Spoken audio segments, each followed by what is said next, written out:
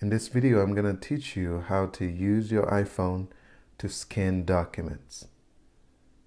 Every iPhone should come with a scanner, but it's not easy to see that scanner if you're not looking for it.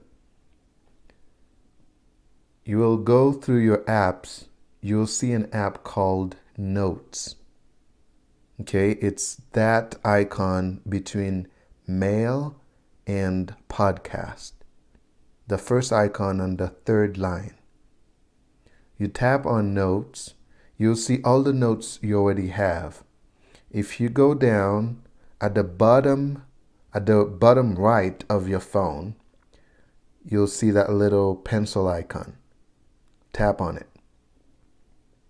It will open this blank page for you to start typing anything you want to type, but that's not what you want. You want to scan a document. You'll see that little icon, that camera icon. You tap on it and you'll see 4 different options. You choose the one that says scan documents, and you scan your document using the camera. Give it enough space to get all the page.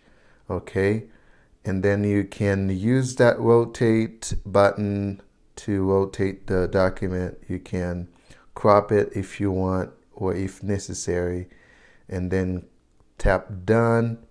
And then if you want to retake it, you can tap on the retake to make it the way you want it. If it's good, you're happy with it, you just tap done, and then you'll see the save button. Tap save, and then you'll see there is that little arrow.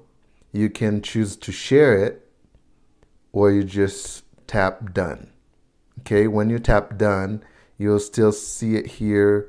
Okay, if you want, you can go back using that arrow that says folders, or if you want to share it with someone, you can just tap on that little arrow. It will give you option to share it via email, text message, WhatsApp, or anything you have on your phone that can share document with other people.